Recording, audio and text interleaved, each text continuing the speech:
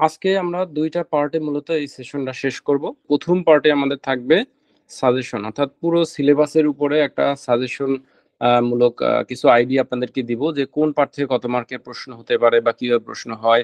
এইগুলো নিয়ে একটা বিস্তারিত আলোচনা থাকবে।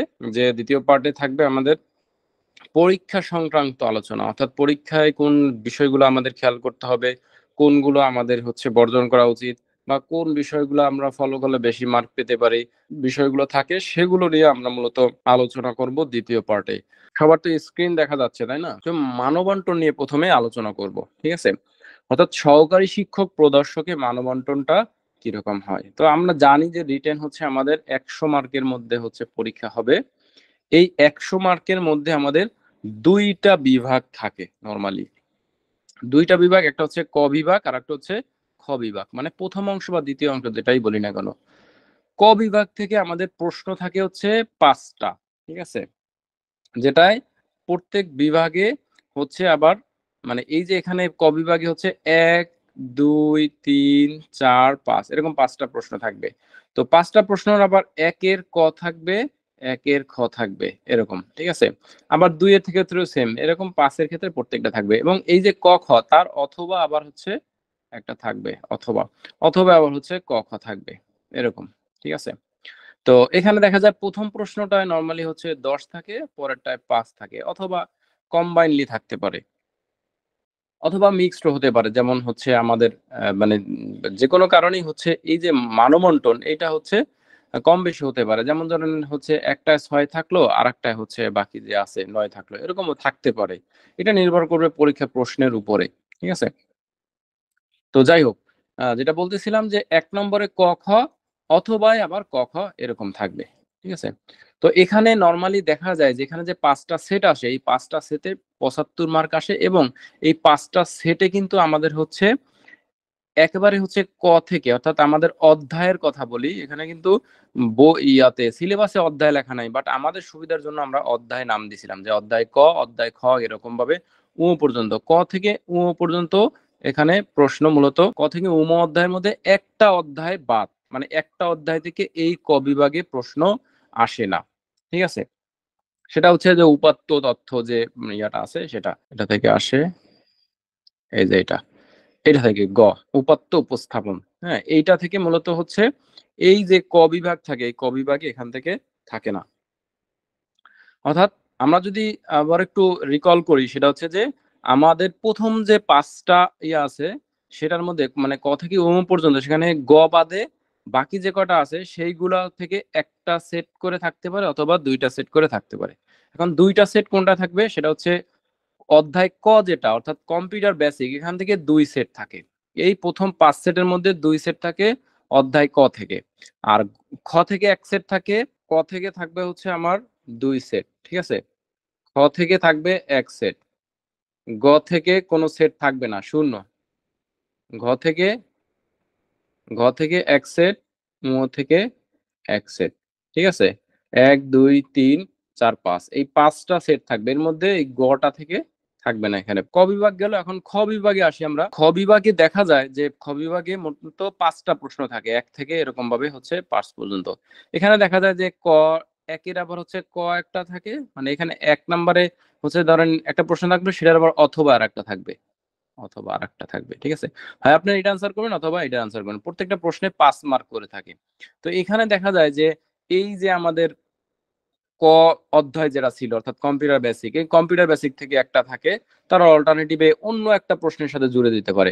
আবার খ যেটা নাম্বার সিস্টেম, খর সাথে আরেকটা অধ্যায়ের একটা দিয়ে দিতে পারে। এরকম ভাবে দেখা যায় এখান থেকেও মূলত এই যে আমরা ১ম যে ৫ টার কথা বলছিলাম, এই ৫ টার প্রত্যেকটা থেকেই মূলত একটা করে আ ন্যূনতম থাকে। কিভাবে থাকে? ক তে না থাকলেও সেটা খ তে থাকে। আবার যেমন ১ এর ক তে থাকলো অধ্যায় ক থেকে, আবার খ তে থাকলেও দেখা যাচ্ছে যে অধ্যায় খ থেকে। এরকম ভাবে থাকতে পারে। কম্পিউটার বেসিক অথবা নাম্বার সিস্টেম এরকম ভাবে মানে একটার সাথে আরেকটা অধ্যায়ের সংযুক্ত আকারেও থাকতে পারে। আর বাকি শেষের যে ইউনিট অর্থাৎ ইন্টারনেট যেটা আমরা পড়ছি, ইন্টারনেট আবার আমাদের যে অ্যালগরিদম ফ্লো চার্ট সেগুলা থেকেও এখানে অবশ্যই একটা করে প্রশ্ন থাকবে। অর্থাৎ এই খ বিভাগে একটা করে প্রশ্ন অবশ্যই থাকবে এবং ২ টাও থাকতে পারে। ঠিক আছে? এটা নির্ভর করবে প্রশ্নকর্তা কিভাবে আসলে দিচ্ছে। তো বিগত বছরের প্রশ্নে অ্যানালাইসিস করলে মূলত আমরা হচ্ছে এইটা দেখতে পাই, মানবন্টন না। এই মানবন্টনটা কিন্তু অফিসিয়ালি কোথাও হচ্ছে এনটিআরসি বলে নাই, বাট বিগত বছরের প্রশ্নে অ্যানালাইসিস করলে যে এই জিনিসটাই আমরা হচ্ছে সামারি দেখি। এখন প্রত্যেকটা বিভাগে থেকে আবার কত মার্কের মার্ক আছে থাকতে পারে সেটা নিয়ে আমি আবার হচ্ছে পাশে লিখে দিয়েছি, আপনারা হচ্ছে দেখতে পাচ্ছেন এখানে, এই যে দেখেন এখানে আমি হচ্ছে লিখে দিছি যে এইখানে কত থেকে কত মার্ক থাকে। অধ্যায় ক, যেটা আমরা নাম দিছি অধ্যায় ক, মানে কম্পিউটার বেসিকে যাই। কম্পিউটার বেসিকে আমি উপরেই বলে আসছি যে কম্পিউটার বেসিকে আমার হচ্ছে মার্ক থাকবে 30, অর্থাৎ সর্বোচ্চ মার্ক এখানে থাকবে, ন্যূনতম 30 থাকবেই, অর্থাৎ এখানে দুইটা সেট থাকবেই ন্যূনতম, এবং দেখা যাচ্ছে 35ও থাকে, আবার কোনো কোনো বার 40 মার্কও আসছে। 40 মার্ক কেমন আসছে, যে প্রথম দুইটা সেট যেমন 1 নং প্রশ্ন এবং 2 নং প্রশ্ন ক বিভাগের, এইটা তো হচ্ছে এই দুইটা থেকে আসেই, কিন্তু আবার খ বিভাগ যেটা ছিল, খ বিভাগেও হচ্ছে আবার দুইটা প্রশ্ন চলে আসছে, অর্থাৎ 1 নম্বরে একটা ধরেন আসছে ইয়াতে, আবার হচ্ছে ধরেন 4 নম্বরে অথবা একটা আসছে, এই হচ্ছে কম্পিউটার বেসিক থেকে। তার মানে দেখা যায় যে ন্যূনতম মার্ক হচ্ছে 30 থাকে, সর্বোচ্চ মার্ক হচ্ছে 40 পর্যন্ত পাওয়া গেছে। তো আমরা এভারেজ ধরতে পারি যে 30 থেকে 35 মার্ক অবশ্যই থাকবে এই ক বিভাগ থেকে, কম্পিউটার বেসিক থেকে। এখন কম্পিউটার বেসিকের দিকে যদি আমরা তাকাই, এইখানে আসলে সব ফান্ডামেন্টাল প্রশ্ন এবং থিওরিটিক্যাল, এখানে কোনো ম্যাথমেটিক্যালের প্রশ্ন নাই। প্রথম প্রশ্নগুলো যেগুলো আছে আমাদের এইখান থেকে যদি আমরা একটু ধরি, কম্পিউটারের গঠননীতি বা আকৃতির পার্থক্য, এই যে এই পর্যন্ত, এখান থেকে দেখা যায় 15 মার্ক থাকে, হ্যাঁ উপরের। আর নিচের যে পার্টটা অর্থাৎ 21 থেকে এই যে এইগুলো আছে, এইগুলা থেকে দেখা যায় 15 মার্ক থাকে। হ্যাঁ, দুইটা ভাগে ভাগ করলে, যে এইটা থেকে একটা সেট হয়, এইটা থেকে একটা সেট হয়। এটা কি ক্লিয়ার সবাই? মানে এখানে যে দুইটা সেট থাকে, নরমালি দেখা যাচ্ছে এইভাবে সেট হয়। একটা হচ্ছে কম্পিউটার রিলেটেড যে প্রশ্নগুলো আছে, কম্পিউটার গঠন, প্রকারভেদ, ব্যবহার, এইগুলা হচ্ছে 15 মার্ক থাকে। আর অন্য যেগুলো আছে, যে থার্ড ইনপুট আউটপুট ডিভাইস যেগুলো আছে, সেগুলা থেকে হচ্ছে 15 মার্ক থাকে। এইটা আচ্ছা, এইটা তাহলে ক অধ্যায় গেল। ক অধ্যায় থেকে আমরা তাহলে কত মার্ক আমরা ধরলাম যে দুইটা ভাগে ইয়া হয়। প্রথম যে পার্ট সেখান থেকে হয় 15 মার্ক, দুই পার্ট যেটা যেটা বিভিন্ন ডিভাইস সেখান থেকে হয় আমাদের হচ্ছে 15 মার্ক, এই টোটাল 30 মার্ক আসে। আর একটা হচ্ছে 5 মার্কের প্রশ্ন আসে, সেটা হচ্ছে মানে যে কোনো জায়গা থেকে, উপরে নিচ যে কোনো জায়গায় বা মিলাই একটা প্রশ্ন দিয়ে দিতে পারে, যেটা খ বিভাগে থাকে। ঠিক আছে, এখন আসি সংখ্যা পদ্ধতি। খুবই গুরুত্বপূর্ণ একটা জিনিস, এবং হচ্ছে এইটাই কিন্তু আসলে সাক্কা মার্ক পাওয়া যায়। উপরে যেটা আছে আমরা দেখলাম, অর্থাৎ ক বিভাগ থেকে কিন্তু আপনার এখান থেকে কিন্তু সারা চাইলেই মার্ক কাটতে পারে, আপনি যত ভালোই লেখেন না কেন। একটা প্রশ্নে মার্ক আছে 5, আপনাকে চাইলে সে 4 দিতে পারে, অনেকেই শুধু চিন্তা করে। ঠিক আছে, কারণ এখানে যেহেতু একেবারে থিওরিটিক্যাল প্রশ্ন, এখানে মানে কোনো ম্যাথমেটিক্যাল বিষয় নাই, কিন্তু এই যে সংখ্যা পদ্ধতি, এখানে কিন্তু একেবারে 5-এ 5, 10-এ 10 একেবারে পাওয়া সম্ভব ফুল মার্ক, এবং কম লিখে। ধরেন আপনার একটা নাম্বার সিস্টেমের কনভার্সন দিছে, বাইনারি থেকে হেক্সাডেসিমাল কনভার্সন, মাত্র কয় লাইন হয়, একটা বাইনারি সংখ্যা লিখবেন, হেক্সাডেসিমাল লিখবেন, মানে 2 লাইনেই শেষ করা সম্ভব। এটার মার্ক যদি 5 থাকে, তাহলে 2 লাইন লিখে 5 পাচ্ছেন। আর উপরে আপনার হচ্ছে যেটা ক অধ্যায় ছিল, সেখানে কিন্তু আপনার অনেক লেখা লাগে, 2 মার্কের আনসারের জন্য বা 5 মার্কের আনসারের জন্য অনেক লেখার দরকার হয়। ঠিক আছে, তো এইখানে যেটা দেখা যায় যে এখানে নরমালি হচ্ছে 20 থেকে 25 মার্কের প্রশ্ন আসে। 15 মার্ক তো কনফার্ম আসে। 15 মার্ক কনফার্ম বলতে কি, অর্থাৎ ক বিভাগের যে 15 মার্ক একটা সেট থাকে, যেটা 3 নাম্বার প্রশ্ন। 3 নাম্বার প্রশ্নটা নরমালি হচ্ছে এই সংখ্যা পদ্ধতি থেকে আসে, এবং এটার মার্ক থাকে। খ বিভাগ যেটা আছে, খ বিভাগে হচ্ছে একটা 5 মার্কের প্রশ্ন থাকে, এবং মানে মাস্ট বি থাকবেই 5 মার্কের, অর্থাৎ 20 তো হলোই। এরপরেও দেখা যায় যে অন্য একটা প্রশ্নের আবার এই খ বিভাগের অন্য একটা প্রশ্ন, মানে 1 থেকে 5 থাকে, তো 5-এর যেকোনো একটা অথবা একটা প্রশ্ন দিয়ে দিছি, এই যে সংখ্যা পদ্ধতি দিয়ে। তো এইখান থেকে যদি আমরা একটু দেখি, এইখান থেকে সংখ্যা পদ্ধতি থেকে হচ্ছে মোটামুটি হচ্ছে 3 টাইপের প্রশ্ন আমরা দেখতে পাই, 3 ধরনের। ঠিক আছে, 3 ধরনের মধ্যে কি, একটা হচ্ছে আমার হচ্ছে সংখ্যা পদ্ধতির যে বিভিন্ন থিওরিটিক্যাল প্রশ্ন, যেমন যে পজিশনাল নন পজিশনাল সংখ্যা পদ্ধতি কি, ঠিক আছে, তারপরে হচ্ছে সংখ্যা পদ্ধতির বেস বা এগুলো কি, মেইন জিনিস একই, জাস্ট ঘুরে ফিরে বিভিন্নবার আসে। এটা একটা থিওরি, একেবারে পিওর থিওরি। এইখান থেকে ন্যূনতম ধরেন 5 মার্ক আসবেই। ঠিক আছে, থিওরি থেকে। এরপর হচ্ছে কনভার্সন সিস্টেম, কনভার্সন, অর্থাৎ আপনার হচ্ছে বাইনারি থেকে ডেসিমাল, ডেসিমাল থেকে বাইনারি বা অক্টাল, এই যে কনভার্সন, এই কনভার্সনে মার্ক আসে বেশি সবচেয়ে। ঠিক আছে, এইখানে ন্যূনতম ধরেন আমরা হচ্ছে 10 মার্ক আসে, 10 থেকে 15 এখানেই চলে আসে। ঠিক আছে, আর আরেকটা হচ্ছে যেটা হচ্ছে বাইনারির যোগ বিয়োগ, যোগ বিয়োগ। এই যোগ বিয়োগ থেকে কনফার্ম হচ্ছে 5। ঠিক আছে? তো এখানে যদি আমরা একটু আবারও রিকল করি যে থিওরি থেকে 5 মার্ক কমন পাবেন, কনভার্সন থেকে 10 মার্ক এবং যোগ বিয়োগ থেকে 5 মার্ক অবশ্যই কমন। প্রশ্নের সংখ্যায় বলি, যেমন ধরেন এই যে এখান থেকে নরমালি হচ্ছে এই পজিশনাল নন পজিশনাল এইটুকু একটু থিওরি আছে। এটা হচ্ছে থিওরি 1 নম্বর ইয়ের মধ্যে পড়বে। আর এই যে কনভার্সন সিস্টেম যেগুলো আছে, এই যে কনভার্সন সিস্টেম এইগুলো হচ্ছে আমার 2 নং, অর্থাৎ হচ্ছে যে কনভার্সন সিস্টেম এটা থেকে 10 মার্ক আসবে। এখানে আরো কিছু থিওরি আছে যোগের এই যে নিয়ম, ঠিক আছে, এগুলো থিওরির মধ্যে ধরবো আমরা, অর্থাৎ 1 নং সিস্টেমের মধ্যে ধরবো, ঠিক আছে, থিওরির মধ্যে ধরবো। আর এই যে যোগ বিয়োগ, এখানে আরো কিছু যে বিভিন্ন প্রবলেম সমাধান, এর মধ্যে তো অনেকগুলো প্রবলেম দেওয়া আছে আপনারা জানেন।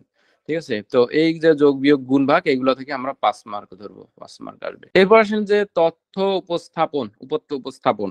এই অধ্যায় থেকে ম্যাক্সিমাম বার হচ্ছে দেখা যায় যে 5 মার্ক, কোনো বার 10 মার্ক আসছে। ঠিক আছে, ম্যাক্সিমাম 5 মার্ক, অর্থাৎ এখানে আসে যে আমাদের যে খ বিভাগ আছে, খ বিভাগে যে প্রশ্নগুলো থাকে সেই খ বিভাগে প্রশ্নে এখানে একটা প্রশ্ন থাকে। ঠিক আছে, এবং এখান থেকে প্রশ্নগুলো যদি আমরা একটু দেখি, এখানে 2 ধরনের প্রশ্ন আমরা অ্যানালাইসিস করতে পারি, 2 ধরনের। একটা হচ্ছে থিওরি,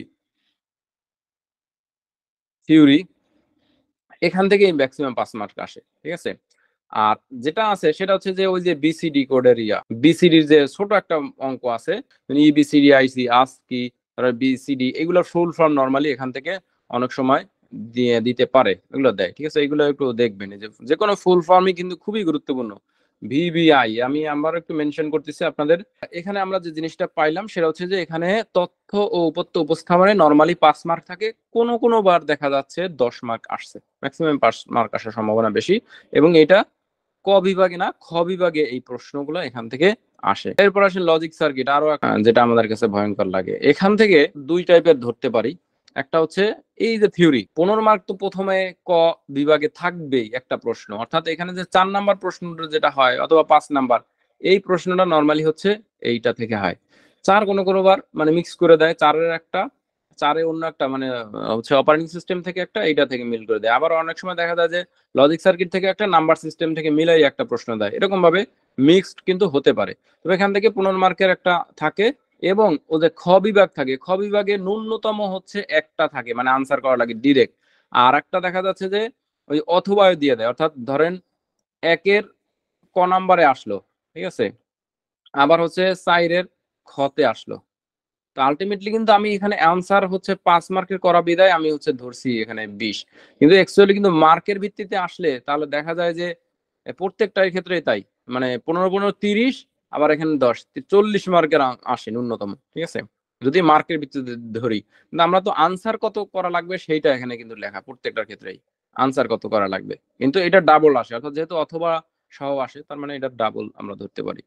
ঠিক আছে, আর একটা এখান থেকে আর ধরনের যে প্রশ্নগুলো আসে সেটা হচ্ছে যে আমাদের বিভিন্ন বুলিয়ান অ্যালজাবরা যেগুলা, অর্থাৎ সিম্পলিফিকেশন যেটা, সেই সিম্পলিফিকেশন যেটা যে এইখান থেকে যে প্রশ্নগুলো আসে, ঠিক আছে, বুলিয়ান অ্যালজাবরা টাইপের। হ্যাঁ, এই বুলিয়ান অ্যালজাবরা থেকে মূলত দেখা যায় যে মোটামুটি 2টা প্রশ্ন থাকেই, 2টা, অর্থাৎ 2টা প্রশ্নের ন্যূনতম হচ্ছে যে 10 মার্ক থাকেই, 10 মার্ক এখান থেকে থাকেই। আর উপরে যে পার্টটার কথা বললাম ওখান থেকে দেখা যায় 10 মার্ক থাকে। খুবই গুরুত্বপূর্ণ যেটা সেটা হচ্ছে যে এই যে বিভিন্ন গেটের বাস্তবায়ন, এই গেটের বাস্তবায়ন গুলা মাস্ট বি, ধরে নেন যে একটা আসবেই বাস্তবায়ন গুলা। ঠিক আছে, অর্থাৎ বিভিন্ন গেটের যে বাস্তবায়ন গুলো আছে এগুলো থেকে একটা আসবেই, এটা একটা আসবেই।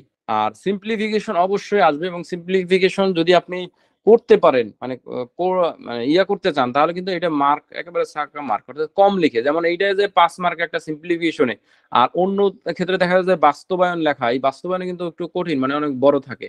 ঠিক আছে, সেই বাস্তবায়নের চেয়ে আমার কাছে মনে হয় যে সিম্পলিফিকেশন গুলা মোর ইজি, মানে সহজ আর কি, এবং মার্ক পাওয়া সহজ কম লিখে। ইভেন এই যে প্রথমে যে বিভিন্ন গেট গুলা থাকে, অর্থাৎ এই ধরেন যে আপনার গেটের সার্কিট, ট্রুথ টেবিল, এইগুলো আঁকাতে সময় লাগে, তার চেয়ে সিম্পলিফিকেশন গুলা সময় কম লাগে।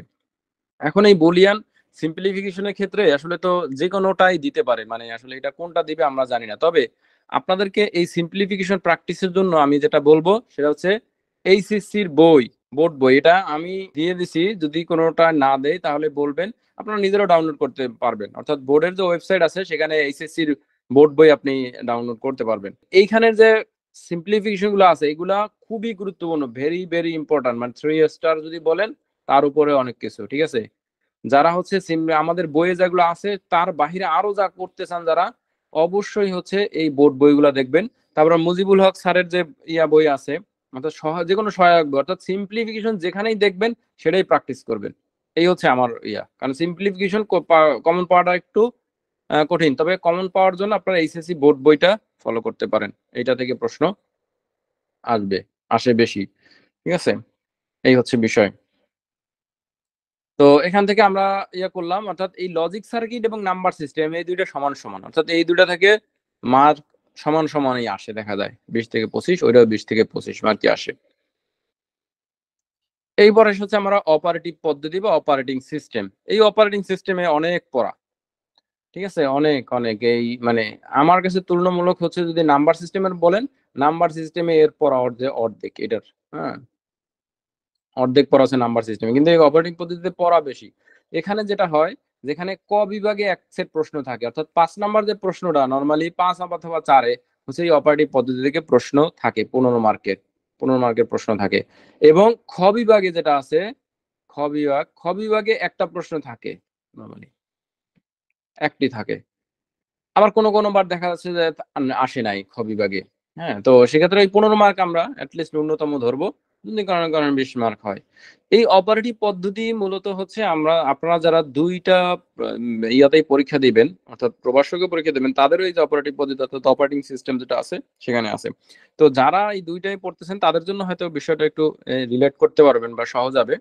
তবে এখানে কিছু প্রশ্ন প্রেডিক্ট করা যায়, যেমন হচ্ছে যে অপারেটিং সিস্টেমের যে বেসিক প্রশ্নগুলো, অর্থাৎ অপারেটিং সিস্টেম কিভাবে কাজ করে, তারপরে অপারেটিং সিস্টেমের সংগঠন কি, অপারেটিং সিস্টেম এই যে জিনিসগুলো আছে, অপারেটিং সিস্টেমের কি কি প্রোগ্রাম আছে, প্রোগ্রামগুলোর প্রকারভেদ কি, যে প্রথম যে প্রশ্নগুলো আছে এইখান থেকে দেখা যায় যে 5 মার্ক থাকেই, ঠিক আছে, 5 মার্ক।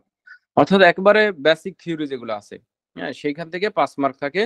এবং 10 মার্ক যেটা থাকে সেটা হচ্ছে এইগুলা থেকে, অর্থাৎ অপারেটিং সিস্টেমের যে বিভিন্ন প্রকারভেদ আছে সেই প্রকারভেদ গুলা থেকে আসে। আরো কিছু জিনিস আছে, যেমন হচ্ছে যে শিডিউলিং দেখা যায় যে কোনোভাবে হচ্ছে এই দিতে হয় যে শিডিউলিং এর বিভিন্ন প্রকার জব শিডিউল ছোট শর্ট করে পড়ে যাবেন, এটা থেকে কোনো ভার আসছে, কোনোবার দেখা যায় আসে নাই। এই শিডিউলিং গুলো আবার হচ্ছে আমাদের যে প্রভাষক আছে সেখানে একটু গুরুত্বপূর্ণ। তো এই শর্ট করে এগুলো পড়ে যাবেন, ঠিক আছে। এই যে বর্ণভিত্তিক চিত্রভিত্তিক এর মধ্যে পার্থক্য, এটা খুবই গুরুত্বপূর্ণ, বর্ণভিত্তিক চিত্রভিত্তিক আসার সম্ভাবনা অনেক বেশি, ঠিক আছে, আমি একটু করে দিলাম।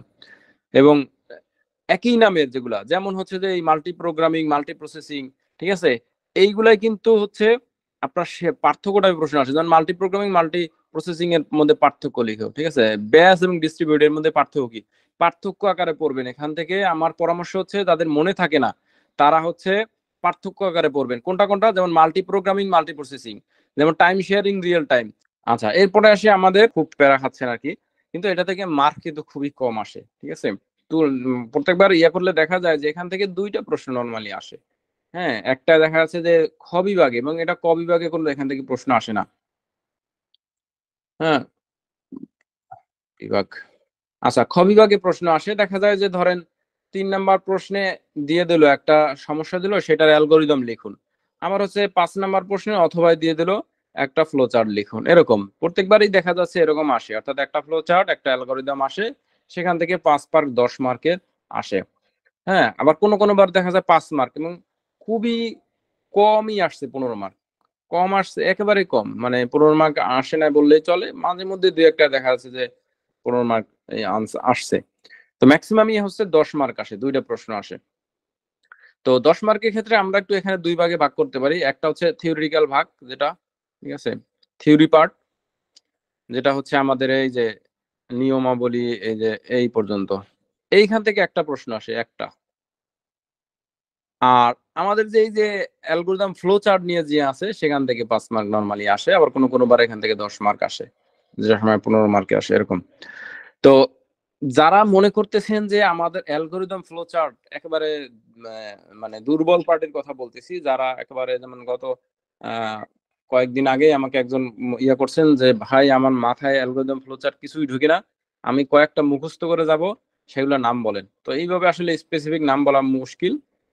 কিন্তু আমি তাদের কথা স্পেসিফিক বলতেছি যে যারা একেবারে পারেনি, মানে সম্ভব না তাদেরকে দিয়ে, ঠিক আছে, তারা শেষ বয়সে একেবারে বলি, তারা হচ্ছে এইটা যদি পড়ে যান আশা করতেছি এখান থেকে একটা 5 মার্কের ইয়া কমন পাবেন। আর এখানে একেবারে কিছু জিনিস আছে একেবারে সহজ, মানে সহজ বলতে যেমন লসাগু গসাগু একটু আপনার কাছে কঠিন মনে হইতে পারে, ঠিক আছে, কিছু জিনিস একেবারে সহজ, যেমন এই যে এই থেকে এ পর্যন্ত এগুলো তো সব একই জিনিস, এই যে এইগুলো যা আছে এইগুলো তো একই জিনিস। অর্থাৎ এই যে জোড় বিজোড় সংখ্যা দেখানো বা যোগফল বের করা, এগুলোতে দুই ধরনের ইয়া আছে, একটা হচ্ছে যোগফল বের করা আর একটা হচ্ছে প্রত্যেকটা সংখ্যা দেখানো। তো এইগুলা একটা যদি কেউ ভালোভাবে বুঝে দুইটা, তাহলে সে অন্যগুলাও পারবে। এগুলো ক্লাসে আমি আমার মনে পড়ে যতদূর আমি বলছিলাম যে এটা এইভাবে একটা করলে তারপরে আপনারাই পরের গুলো বলে দিচ্ছেন যে এটার ক্ষেত্রে কি হবে, তখন আপনারা দেখি বলে দিচ্ছেন। তো এটা নিয়ে প্যারা নেওয়ার কিছু নাই, কারণ এখান থেকে মার্ক কিন্তু খুবই কম, ঠিক আছে। অর্থাৎ আপনি যদি চান যে 5 মার্ক এনে আনসার করবেন আর 5 মার্ক স্কিপ করবেন, সেটাও করা সম্ভব। কিভাবে সম্ভব? ওই যে অথবাটা দেখবেন যে আপনার কমন পড়ে গেছে, একটা থিওরি দিছে অথবা আর একটা ইয়া দিয়ে দিছে, এরকম আর কি, ঠিক আছে। এরপরে সর্বশেষ আমাদের আসে ইন্টারনেট। ইন্টারনেটটা একেবারে সহজ একটা জিনিস, মানে একেবারে থিওরি প্রথম ইয়ার মতো। এখানে আমরা অনেক জিনিস আছে যে না পড়লেও এটা থেকে পারবো। তো এখান থেকেও ক বিভাগে কোনো প্রশ্ন আসে না, খ বিভাগে আসে। খ বিভাগে দেখা যায় এখান থেকে হচ্ছে নর্মালি 5 মার্ক অথবা কোনো কোনো বার 10 মার্ক আসছে, একটা প্রশ্ন থাকে নর্মালি অথবা দুইটা প্রশ্ন আসছে, ঠিক আছে। তো এখানে আগে যে প্রশ্নগুলো ম্যাক্সিমাম আসছে সেটা হচ্ছে যে ইন্টারনেট রিলেটেড, যেমন ইন্টারনেট সুফল কুফল, ইন্টারনেট হচ্ছে ব্যবহার করে আমরা মানে ব্যবসার ক্ষেত্রে ইন্টারনেট ব্যবহার কি, এই বিভিন্ন ক্ষেত্রে ইন্টারনেটের ব্যবহার কি, মানে ইন্টারনেট ব্যবহারটাই দেখা যাচ্ছে বেশি আসছে। এটা একটা প্রশ্ন পড়লে মোটামুটি এখানে কভার হয়ে যায়, ঠিক আছে। এগুলো সব একই জিনিস, অর্থাৎ ইন্টারনেটের ব্যবহার, বাণিজ্যিক কাজে ইন্টারনেট বলেন আধুনিক জীবনে ইন্টারনেট হলো এই জিনিস একই, ইন্টারনেট ব্যবহার ক্ষেত্র কি কি সবই একই একই বিষয়, ঠিক আছে। আর আর কিছু প্রশ্ন আছে যেমন ই কমার্স রিলেটেড প্রশ্নগুলো একটু দেখে যেতে পারেন, যেহেতু লেটেস্ট জিনিস এগুলো থেকে আসে। আর এখান থেকে কিছু ফুল ফর্ম আসে, যেমন ওই যে ডব্লিউ, তারপরে এইচটিটিপি, হ্যাঁ, তারপরে যে আইপি, হ্যাঁ, এই যে জিনিসগুলো আছে এইগুলো এখান থেকে আসতে পারে। তারপর ইমেইল, এই ফর্ম শর্ট ফর্ম গুলো এই যে শেষের দিকে আমি লিখে দিয়েছি, এটা খুবই গুরুত্বপূর্ণ, ভেরি ভেরি ইম্পর্টেন্ট। ভিভিআই, ঠিক আছে। আমি প্রথমে আরো উপরে বলছিলাম যেখানে দেখেন সবগুলো চ্যাপ্টার মিলাই আমি দিছি, যে এটা খুবই গুরুত্বপূর্ণ। এখান থেকে এটা দেখবেন যে একটা আসছে প্রশ্ন, এরকম একটা শর্ট ফর্ম দিয়ে দিছে যে এটার ফুল ফর্ম লিখেন, ঠিক আছে। ওয়েব ব্রাউজার মানে এটাও ইন্টারনেট রিলেটেডই। ওয়েব ব্রাউজার কিভাবে ইমেল লিখতে হয়, মানে আমি যদি মনে করি যে আমাদের কম্পিউটার সায়েন্সের স্টুডেন্ট হিসাবে এই চ্যাপ্টারটা কেউ যদি নাও পড়ে, তাও সে 5 মার্ক পাবেই, না পড়লেও পাবে, কারণ এখানে আমরা সবই জানি এটা। তো এই মূলত হচ্ছে আমাদের সিলেবাস। সিলেবাসে এখান থেকে খুবই শর্ট সিলেবাস, এখান থেকে আসলে তারপর আমি প্রথম থেকেই আপনাদেরকে বলছি যে এটা আসলে আপনারা শর্ট করার চেষ্টা করবেন না। তারপর আমি আজকে কিছু শর্ট বলে দিলাম যে যারা একান্তই দুর্বল একেবারে, মানে সম্ভব না, যাদের দ্বারা আর কি হচ্ছে না, মানে একেবারে শেষ বয়সে এসে কোনোভাবে পার করতে পারেন, তো সেরকম যদি কেউ ইয়া থাকে তাহাদের জন্য কিছু শর্ট বললাম। বাট ওভারঅল সবাই সব পড়বেন, কোনো কিছু একটা প্রশ্ন বাদ দেওয়া যাবে না। পাইছেন, ঠিক আছে। আর একটা আশার বাণী আপনাদের সর্বশেষ যেতে চাই, যদি পাশ করেন, পাশ মানেই চাকরি, ঠিক আছে, পাশ করলেই চাকরি। আপনারা এখান থেকে 100 মার্কের আনসার করতে পারবেন আশা করি, হ্যাঁ, মার্কেট যেভাবে হোক 100 মার্কের আনসার করে আসবেন। 100 মার্কের যদি আনসার করেন তাহলে আপনার পাশ নিয়ে তো চিন্তা করতেই হবে না, বরঞ্চ আপনি যদি চান যে শহরের কোনো স্কুলে মানে দিবেন, মানে আপনার ইচ্ছা মতো স্কুলে আপনি পাবেন। আপনার আশেপাশে খোঁজ নিয়ে দেখেন, এমন কোন স্কুল, এমন কোন কলেজ নাই যেখানে, কলেজ বলতে যেটা প্রদর্শকের কথা বলতেছি, যেখানে এই দুইটা আছে। খুব কম সংখ্যক এই যে প্রদর্শক এবং সহকারী শিক্ষক খুব কম প্রতিষ্ঠানেই আছে। এইবারও ধরেন 6,500 মাত্র হচ্ছে পাইছে 400 সামথিং, ঠিক আছে। তার মানে সব ফাঁকা। তার মানে আপনি পাশ মানেই চাকরি। আমি একটু আগে এখানে কিছু প্রশ্ন দেখতে পাচ্ছি, সেগুলো একটু বলি। একজন বলছে যে খাতায় উত্তর কি সিরিয়ালি লিখতে হবে? না, খাতায় উত্তর সিরিয়ালি লিখতে হবে না, আপনি যেটা আগে পারেন সেইটাই আগে আনসার করতে পারবেন, ঠিক আছে। এটা আপনার উপরে ইয়া করে, অর্থাৎ আপনি 5 নম্বর যদি শুরু করেন, 5 নম্বর দিয়ে আপনি আনসার করতে পারেন, 5 নম্বর যদি ভালো পারেন এরকম। তবে সিরিয়ালি লিখলে একটু ভালো হয়, মানে এটা আমার কাছে কেন জানি মনে হয় যে সিরিয়ালি লিখলে সুবিধা হয় কি, যে স্যার যে খাতাটা দেখে তার জন্য ভালো হয়, মানে একেবারে সিকোয়েন্সিয়ালি দেখে গেল প্রশ্ন অনুযায়ী। এটা একটা ভালো জিনিস, এটা একটু খেয়াল রাখতে পারেন। হ্যাঁ, এই আরেকজন বলছে ক্যালকুলেটর নিয়ে কিছু বলেন। আপনাদের অ্যাডমিটে চেক করবেন যে ক্যালকুলেটর নন প্রোগ্রামেবল ক্যালকুলেটর ব্যবহার করা যাবে, এটা যদি লেখা থাকে তাহলে হলে নিয়ে যাবেন। হলের যারা কর্তৃপক্ষ আছে তাদের উপর নির্ভর করবে আপনাকে ব্যবহার করতে দিবে কিনা। এই হচ্ছে ক্যালকুলেটর নিয়ে প্রশ্ন। 10 মার্কের জন্য কত পেজ লিখতে হবে একজন বলছেন। 10 মার্কের জন্য এটা নির্ভর করবে আপনি কি থিওরি লিখতেছেন নাকি আপনার হচ্ছে যেমন লজিক সার্কিট বা হচ্ছে নাম্বার সিস্টেমের, অথবা হচ্ছে আপনার যে আমাদের অ্যালগরিদম ফ্লো চার্ট, এগুলোর কথা যদি বলেন, এগুলো তো আপনার হচ্ছে পেজের সংখ্যা মেনশন করার কোনো সুযোগই নাই, কারণ এখানে যে ওই আনসারে বানাই লেখার কোনো অপশন নাই। কিন্তু আপনি যদি থিওরির কথা বলেন, যেমন হচ্ছে ইন্টারনেটের ব্যবহার, সুবিধা অসুবিধা, এগুলার ক্ষেত্রে তো আসলে 10 মার্কের একটা প্রশ্নে থাকে না, 5 মার্কের থাকে। তো 5 মার্কের ক্ষেত্রে অ্যাটলিস্ট হচ্ছে 1 পৃষ্ঠা লেখার চেষ্টা করবেন, এবং অবশ্যই ফিগার দিবেন, অবশ্যই ফিগার দিবেন। ফিগার দিলে তো আপনার 1 পেজ আর 1 পেজ হলো না, তখন তো ওটা 1.5 পেজে 2 পেজেও নিয়ে যেতে পারেন। আচ্ছা, মার্জিন কাটতে হয়, হ্যাঁ মার্জিন আপনি কাটতে পারেন। হ্যাঁ, মার্জিন কাটা যায় অথবা ভাঁজও করা যায়। যদি আপনার হাতে সময় থাকে, 15 মিনিট আগে দেয়, তাহলে আপনি মার্জিন টানতে পারেন। যদি সময় থাকে, সময় ম্যানেজ করতে পারেন। আর যদি আপনার না থাকে তাহলে আপনি ভাঁজ করতে পারেন। ঠিক আছে? তবে প্রথম যে পেজটা থাকে ওইটা তো ভাঁজ করা যায় না, পরের পেজগুলো থেকে ভাঁজ করতে পারবেন, সমস্যা হয় না। আর মার্জিন টানার ক্ষেত্রে আমার পরামর্শ হচ্ছে পেন্সিল দিয়ে মার্জিন টানাটা ভালো। ঠিক আছে? যদি মার্জিন টানতে চান। আচ্ছা, আরেকজন বলছেন যে লজিক সার্কিট গুলো কালার পেন ব্যবহার করা যাবে কিনা। লজিক সার্কিট কালার পেন না, নরমাল পেন ব্যবহার করবেন। এখানে আসলে লজিক সার্কিট গুলোতে পেন্সিল ব্যবহার করতে পারেন, সমস্যা নাই। পেন্সিল যেহেতু ভুল হইলে আপনি সেটা সংশোধন করতে পারেন পেন্সিলে। তবে আমার কাছে মনে হয় কলম ব্যবহার করলেই চলে, এনাফ কলম ব্যবহার করা। যদি আপনার পর্যাপ্ত সময় থাকে পেন্সিল ব্যবহার করবেন, কালার পেন ব্যবহার করেন না। আর কালার পেনের কথা যদি বলি, আপনি কালো কালার এবং হচ্ছে নীল কালার এই দুইটা ব্যবহার করতে পারবেন পরীক্ষাতে। সবুজ এবং রেড, লাল, এই দুইটা ব্যবহার করা যাবে না। এটা শুধুমাত্র এনটিআরসি না, যে কোনো পরীক্ষাতেই সবুজ এবং রেড কালার ব্যবহার করা যায় না।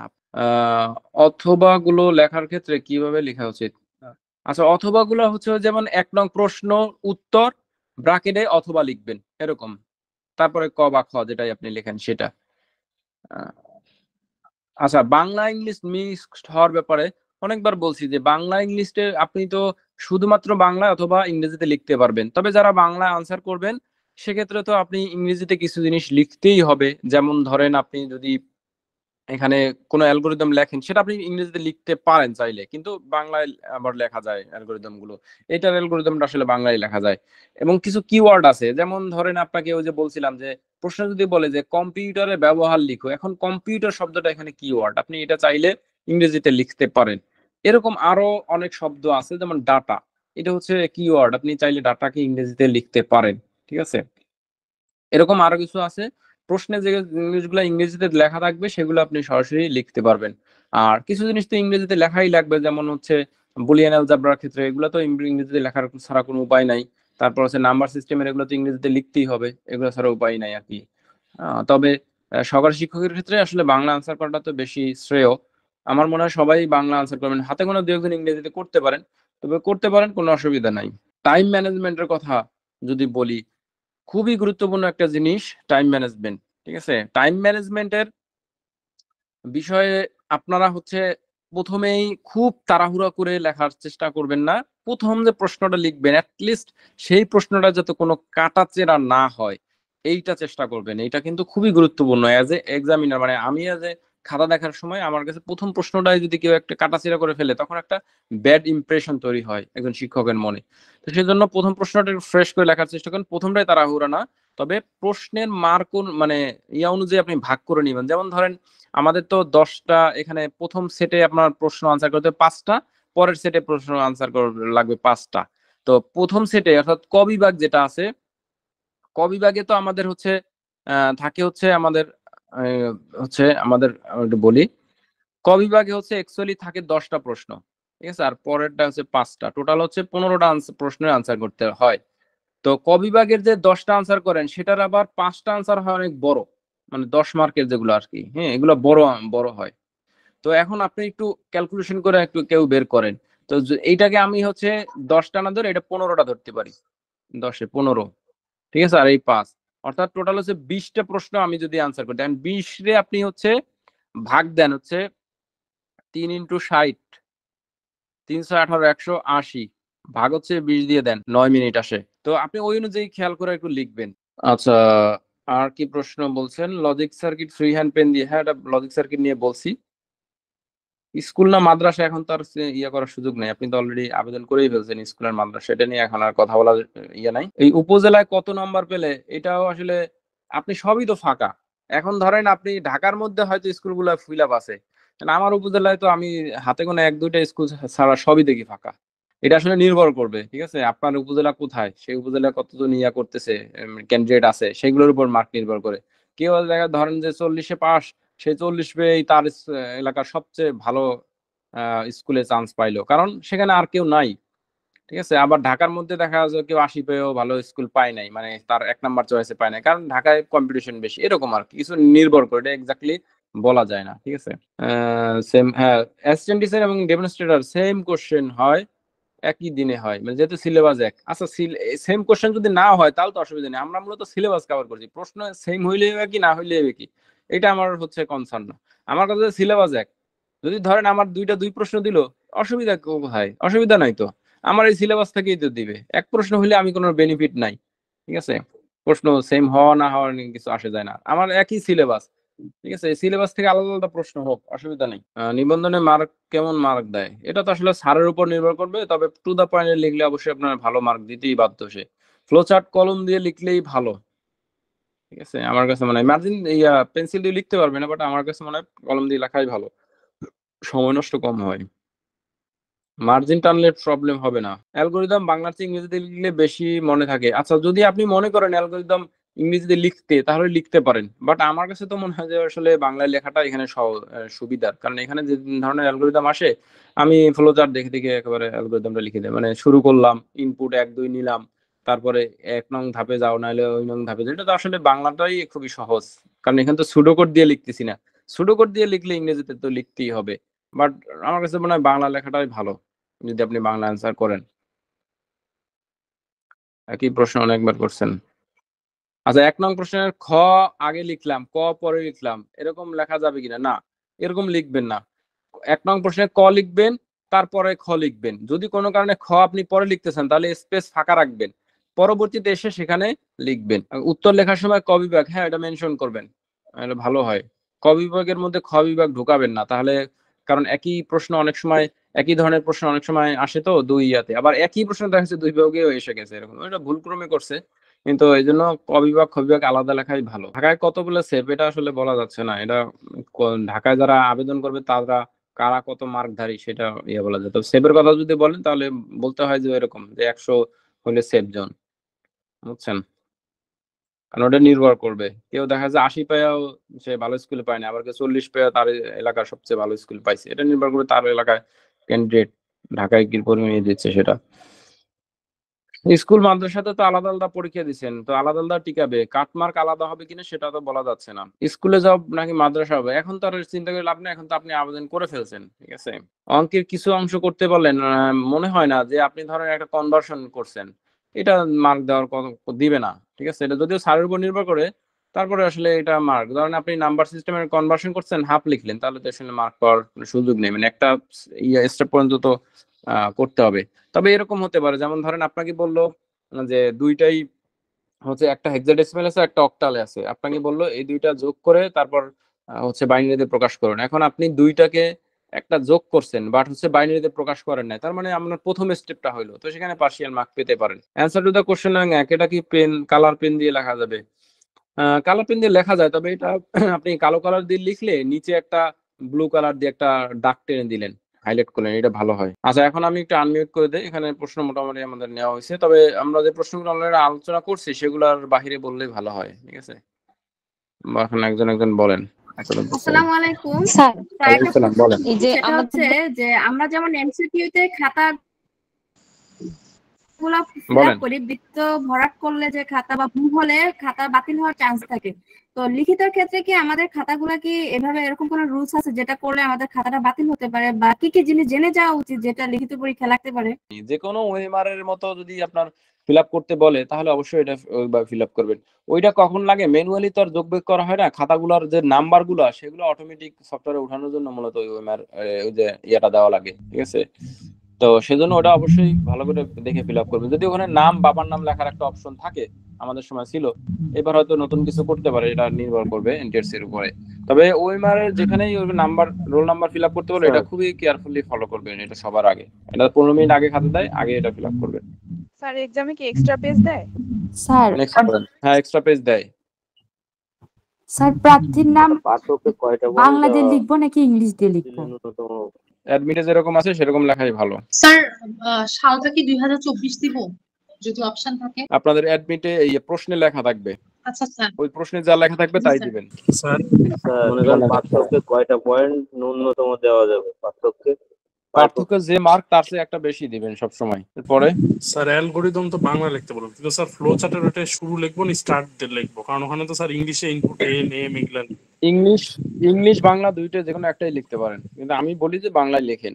বলেন। স্যার কিছু কিছু পার্থক্য তো স্যার এক লাইনেই শেষ হয়ে যায়, অথবা এইরকম পার্থক্য স্যার একটা বেশি দিলে হবে নাকি আর মানে নাম্বারে দুই সাইডে বেশি বেশি দিয়ে দিব স্যার? আপনার যদি এরকম একটাই পার্থক্য, মানে মেইন থিম একটাই, কিন্তু আপনার হচ্ছে যেমন বর্ণভিত্তিক এবং চিত্রভিত্তিকের মধ্যে পার্থক্য একটাই, একটা হচ্ছে গ্রাফিক্যাল ইন্টারফেস থাকে আর একটা হচ্ছে গ্রাফিক্যাল ইন্টারফেস থাকে না। এটাই তো মেইন পার্থক্য। জি এখন স্যার, আপনার হ্যাঁ। যদি 5 মার্কের আসে তাহলে যেভাবে হোক আপনার এটাকে 5টা প্লেস বাড়াইতে হবে। ঠিক আছে? এই মেইন থিম এইটা রেখেই আপনি আরো যেগুলো লিখতে পারেন সেগুলো লিখে দিতে হবে। স্যার কিছু পয়েন্ট দেখা গেল আমরা বাংলায় লিখলাম, আবার কিছু পয়েন্ট কিছু প্রশ্নের উত্তরে কিছু পয়েন্ট ইংরেজিতে লিখলাম, সেক্ষেত্রে কি লেখা যাবে?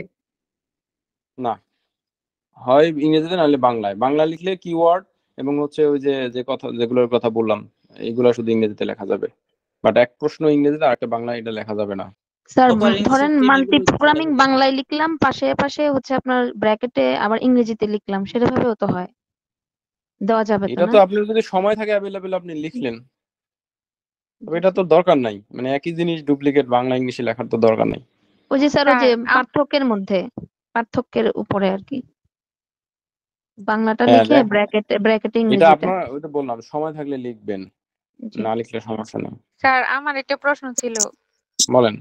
স্যার এই যে বিভিন্ন গেট যে বাস্তবায়ন করতে হয়, এটা কি শুধু চিত্র দিলেই হবে নাকি সাথে বর্ণনাও দিতে হবে?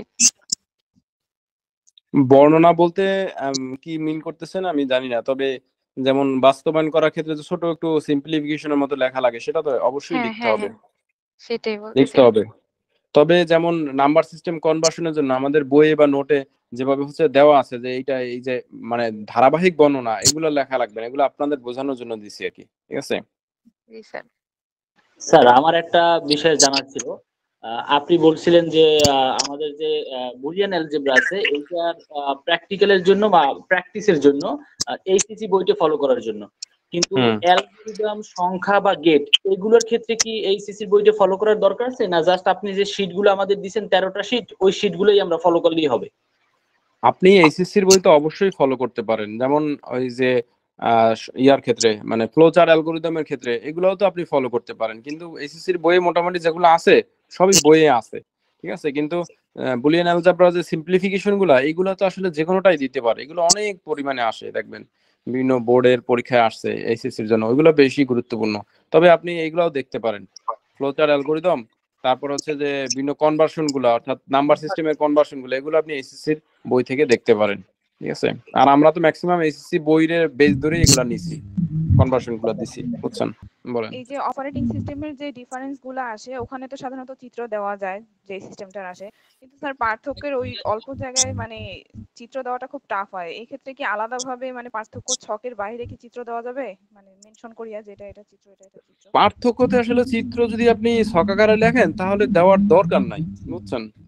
তবে যদি ডিমান্ড করে যে না এটাই দেওয়াই লাগে, তাহলে আপনি ছকের বাইরে দিতে পারেন। ছকাকারে লিখলে চিত্র দেওয়ার দরকার নাই। স্যার এই যে আপনার শিটে যে কিছু কিছু ফিগার হচ্ছে ইংলিশে নাম লেখা, যেমন ইনপুট আউটপুট ডিভাইস, যে প্রসেসিং, এগুলা আর বর্ণনা বাংলায় করা, ওইভাবে লিখলে ওইভাবেই কি লিখবো? ফিগার হচ্ছে ইংরেজিতে লিখতে পারবেন, আর আপনি যদি চান এটা বাংলায় লিখতে পারেন, কোনো সমস্যা নেই। যে অ্যান্সার করতে যে দেখা গেছে কিছু কিছু ফিগার আমি কলম দিয়ে এঁকে ফেলছি আর কিছু কিছু পেন্সিল দিয়ে, এক্ষেত্রে কি সমস্যা হবে? কোনোটাই সমস্যা নাই, তবে একটা দিয়ে আঁকাই ভালো, মানে হয় কলম দিয়ে অথবা পেন্সিল দিয়ে। পেন্সিল দিয়ে আঁকতে সময় বেশি লাগে, এই হচ্ছে বিষয়। স্যার আমার একটা কথা ছিল। বলেন। স্যার ওই মানে কোশ্চেন কি এক দাগ থেকে শুরু করে শেষ দাগ পর্যন্ত মানে পরপর লিখতে হবে নাকি? না, এটা বলছিলাম যে কোনোটাই আপনি লিখতে পারবেন, মানে যেটা আপনি ভালো পারেন সেটাই আগে লিখতে পারবেন, তবে সিকোয়েন্স মেনটেন করে লেখাটা বেস্ট পদ্ধতি। স্যার এডমিট কার্ডে কি আমরা কোনো কিছু রাফ করতে পারবো? অনেক সময় এডমিট কার্ডের পিছনে লেখার কোনো সুযোগ আছে প্রয়োজনে? রাফ কিসের জন্য করবেন? রাফ যদি করেন যে নাম্বার সিস্টেমে কনভার্সনের জন্য, তাহলে একটা পেজ উপরে লিখে নেবেন রাফ, এটা করা ভালো। অ্যাডমিট কার্ডে লিখলে অনেক সময় যে টিচাররা দেখে এগুলো নিয়ে ঝামেলা করে। স্যার এই যে ধরেন কিনা 1 নং প্রশ্নে 2টা প্রশ্ন থাকে, ক এবং খ। তো এখন কি 1 নং প্রশ্ন উত্তর ক এবং 1 নং প্রশ্ন উত্তর খ এটা লিখে ভালো, নাকি 1 নং প্রশ্ন দিয়ে ক এবং পরে খ লিখলাম, কোনটা ভালো স্যার? 1 নং প্রশ্নের উত্তর, তারপরে মানে আপনি 1 নং হচ্ছে ব্র্যাকেটে ক এইভাবে দিয়ে জি আনসার করলেন। দ্বিতীয় খ লেখার সময় আপনি খ লিখে একটা টান দিতে পারেন, অথবা আবার ওরকম 1 নং প্রশ্নের উত্তর খ ব্র্যাকেট এরকম লিখতে পারেন, ও যেভাবে আচ্ছা আপনি জি মনে করেন। খালি ভিজিবিলিটিটা এরকম থাকলেই হলো যে দুইটা প্রশ্ন আলাদা, মাঝখানে একটা যথেষ্ট ফাঁকা, এবং হচ্ছে যে খ দুইটা আলাদাভাবে আইডেন্টিফাই করা থাকলেই হলো। আচ্ছা জি স্যার ওকে। লজিক সার্কিটের যে চিত্রগুলো ওইগুলো কি কলম দিয়ে আঁকা যাবে নাকি পেন্সিল দিয়ে আঁকবো? আর এর আগে পেন্সিল তো দিয়ে আঁকলে যদি এগুলো তো বলছি, প্রশ্ন কলম অনেকদিন পর পেন্সিল দেখা যেকোনোটা হয়। দিয়ে আঁকা যাবে।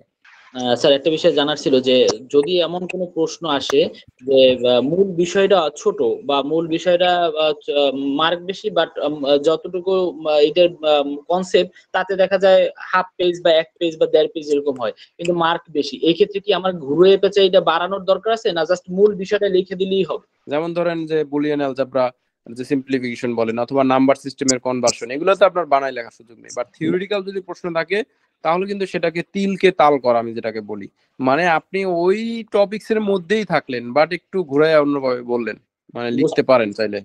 স্যার হাতের লেখা ভালো একটু খারাপ এর ধরনের কেমন হতে পারে? স্যার হাতের লেখার উপরে নাম্বার? হাতের লেখা ভালো খারাপের উপর নির্ভর করে না মার্ক, কিন্তু আমরা বলি না যে আগে দর্শনদারি তারপরে গুণবিচারী। এখন একজন মানুষের হাতের লেখা খুব ভালো, হ্যাঁ, তারটা কিন্তু দেখলেই চোখেই মানসিক একটা ইয়া লাগে যে না, খুব হাতের লেখাটা ভালো, মনে হয় ভালো কিছু লিখছে, এটা একটা পজিটিভ থিঙ্ক কাজ করে। হ্যাঁ, এটা কিন্তু কিন্তু মার্ক ক্যারি করে না, কিন্তু একটা মানুষের কাছে আপনি যখন প্রথমে দিবেন, তার খাতাটা যদি দেখে যে হাতের লেখাটা ভালো, তার কিন্তু একটা পজিটিভই আগে থেকে কাজ করে, এইটুকুই আপনি ফেভার পাবেন। ঠিক আছে, জি স্যার। কিন্তু এটা হচ্ছে বিষয়। কি বক্স আকারে লিখতে হবে? হ্যাঁ, লিস্ট বক্স আকারে লিখবেন, টেবিল করে লিখবেন। স্যার স্টেপের নামগুলার নিচে কালার পেন দিয়ে মার্ক না করে যদি আমি কালার পেন দিয়ে লিখে ফেলি তাহলে কিছু হবে?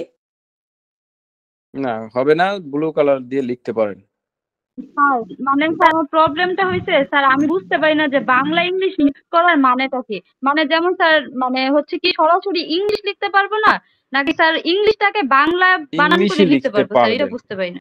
যেমন মাল্টি প্রোগ্রামিং অপারেটিং সিস্টেমের সুবিধা অসুবিধা লিখো, এই প্রশ্নটা আসছে। এখন মাল্টি প্রোগ্রামিং যেটা, এইটা আপনি ইংরেজিতে লিখতে পারবেন কিভাবে? MULTI এরকম ভাবে, ঠিক আছে? মাল্টি প্রোগ্রামিং এই অংশটুকু আপনি ইংরেজিতে জি স্যার। লিখতে পারবেন, এরকম আর কি। এইটাকে বলে কিওয়ার্ড ইংরেজিতে লেখা। জি স্যার। প্রাইমারি স্কুলে স্যার বলেন পরীক্ষার বলেন। সময় স্যার যে আইডি কার্ডের ফটোকপি তো আইডি কার্ড নিতে হবে, এখানে কোনো এরকম কোনো ইয়ে আছে কি স্যার? আইডি কার্ড অথবা অন্য কিছু? না, এখানে কোন আপনাদের অ্যাডমিটে যদি নির্দেশনা না থাকে তাহলে লাগবে না। ঠিক আছে স্যার কোশ্চেন মানে দেখার সময় মনে করেন যে মেন প্যারাগুলো দেখে নাকি ভিতরে সবকিছু ডিটেলসে দেখে? এটা তো আসলে স্যারের উপর নির্ভর করবে, বুঝছেন? স্যার পূর্ণ নামের ক্ষেত্রে সেক্ষেত্রে কি ইংলিশ দিয়ে তো লেখা লাগবে না? হ্যাঁ হ্যাঁ, অবশ্যই ইংরেজি দিয়ে লেখা লাগবে। ম্যাথমেটিক্যাল প্রশ্ন লেখা ভালো হবে না থিওরিক্যাল প্রশ্ন? জনগণ অথবা দুই রকম আছে, কোনটা বেশি যুক্তিসঙ্গত হবে? যদি ম্যাথমেটিক্যাল টার্ম আপনি পারেন তাহলে সেটাই লিখবেন, সেখানে মার্ক একেবারে সম্পূর্ণ মার্ক পাওয়ার সম্ভাবনা থাকে, ঠিক আছে হলে। আর থিওরিটিক্যালে বললাম যে এখানে একটু মার্ক ছাড় চাইলে অনেক কিছুতেই আপনার মার্ক কাটতে পারে। পরীক্ষার হলে নিজেকে কিভাবে শান্ত রাখা যাবে এবং কিভাবে মানে ধৈর্যশীল অবস্থায় রাখা যাবে? কমানোর জন্য একটা কনফিডেন্স রাখতে পারেন যে আমি ইনশাল্লাহ আমার ভালো একটা প্রিপারেশন আছে, এইখানে আরো যারা আছে তাদের চেয়ে সবার চেয়ে ভালো প্রিপারেশন আমার আছে। তা আমি এখানে পাশ করুম, পাশ করলে আমার কনফার্ম চাকরি হয়ে যাবে ইনশাল্লাহ। এই কথাটা মাথায় রাখবেন। এই জন্য আমি সবার শেষে আপনাদেরকে বললাম যে আপনারা ইনশাল্লাহ এটা যদি ফলো করেন বইটা, সবাই হচ্ছে পাস তো অবশ্যই করবেন, মেরিট লিস্টে ভালো থাকার সম্ভাবনা মানে টপ দিকে থাকার সম্ভাবনা অনেক বেশি, এবং যদি পাস করেন তাহলে আপনি চাকরি পাবেন। এইটা একটা মানে পজিটিভ থিঙ্কিং গুলো আমাদের মাথায় রাখলে হয় কি যে আমাদের যে কোনো একটা পরিবেশকে মানায় নিতে সুবিধা হয় নিজেদের। তারপরও পরীক্ষা মানে একটু চাপ তো থাকবেই আর কি, এটা স্বাভাবিক। এটা যার যার পার্সোনাল টেকনিকে অবলম্বন করবেন। তার জি মানে বলেন। কোনো প্রশ্নের উত্তর অ্যামালগেটে না লিখে 3-4 লাইন করে লিখে আপনার হচ্ছে স্টেপ বাই সাজিয়ে লিখলে কি কোনো সমস্যা আছে? হ্যাঁ, প্যারা করে লিখবেন অবশ্যই। মানে একবারে গদ বাঁধা এক পেজ না লিখে প্যারা করে লিখবেন। এটা সৌন্দর্য বর্ধন করে যে কোনো একটা কিছু লেখা, এবং পড়ার ভিজিবিলিটিটা বাড়ায়। কথাবার্তা না থাকে তাহলে আমরা মোটামুটি আজকে শুরু করব। আমি একটু ইন্ডিং কিছু কথাবার্তা বলি। সেটা হচ্ছে যে আমরা আসলে এই কোর্সের যে উদ্দেশ্য যেটা ছিল সেটা হচ্ছে যে আপনাদেরকে একটা গাইডলাইন প্রোভাইড করা। যেহেতু আমাদের রিটেন প্লাস ভাইবা দুইটার জন্য, এবার যেহেতু রিটেনটাই আমাদের মেইন, তো রিটেনের উদ্দেশ্যেই আমরা আপনাদেরকে চেষ্টা করছি যে সিলেবাস যেটা আছে সিলেবাসের বিষয়ে আপনাদেরকে প্রত্যেকটা ক্লাসের মাধ্যমে বোঝানোর। তারপরে কতটা পারছি সেটা আসলে আপনারাই ভালো বলতে পারবেন, আমরা আমাদের চেষ্টা করছি। আর গাইডলাইনের কথা বলেন, অনেক কথা রিপিটিভ কথা আমরা প্রত্যেক ক্লাসেই বলছি, তারপর আজকে অনেক কথাবার্তা হলো। চেষ্টা করছি যে আপনাদেরকে একটা বেস্ট গাইডলাইন দেওয়ার জন্য। তবে এতটুকু এনশিওর করতে পারি যে আপনারা যদি আমাদের যে রিসোর্স গুলো আছে সেগুলো ভালোভাবে ফলো করেন, অন্য কোনো বই ফলো নাও করেন, একেবারে ধরে নিলাম অন্য কিছুই করতেছেন আপনি, তাহলে আপনি আশা করি ভালো করতে পারবেন ইনশাআল্লাহ। আপনাদের সাথে তো কথাবার্তা আমাদের এমনিতে চ্যাটে হবেই, বাট এরকম যে ক্লাসের মাধ্যমে এখন হয়তো রিটেনের পরে বা হবে ভাইবার জন্য। তো আশা করি আমাদের এখানে যারা যুক্ত আছেন তারা সেই ভাইবার জন্য যে আমাদের যে কথাবার্তা সেখানে প্রত্যেকের সাথেই আমরা কথাবার্তা বলতে পারবো, সেই প্রত্যাশা এবং সেই শুভকামনা সেটা সবই থাকলো। তো আপনাদের হয়তো বা অনেক অভিযোগ আমাদের প্রতি থাকতেই পারে, থাকে আসলে।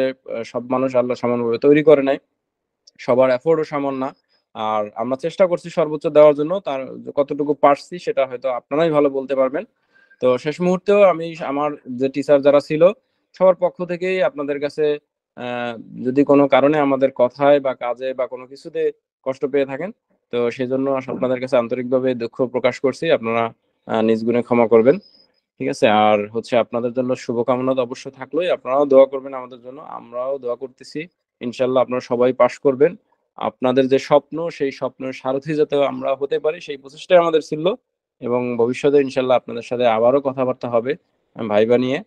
আর এই পর্যন্ত কথাবার্তা এখানেই থাকবে, কিন্তু আমাদের যে গ্রুপের কার্যক্রম সেগুলো তো চলমান থাকবেই, ঠিক আছে? আর পার্সোনালি আমি তো আছি, অন্য স্যাররাও এখন যে কদিন পরীক্ষা আছে আপনাদের রিলিভেন্ট টপিকসে অর্থাৎ আপনাদের সমস্যা নিয়ে কাইন্ডলি একটু পোস্ট করবেন যাতে আমাদের চোখে পড়ে এবং সেটার সমাধান আমরা যত দ্রুত সম্ভব দিতে পারি। এখানে একটু ইরিলিভেন্ট কথাবার্তা আমরা না বলি এই কয়েকদিন, তাহলে ভালো হয় সবার জন্য। সবগুলো গ্রুপে সবার উদ্দেশ্য করে এই কথাগুলো বলা। তো সবাই ভালোভাবে পরীক্ষা দেন, সবার সুস্থতা এবং হচ্ছে আপনাদের প্রতি দোয়া নিয়ে আজকেই মতো আমাদের হচ্ছে রিটেনের যে কার্যক্রম সেটা এখানে শেষ করছি। আল্লাহ হাফেজ।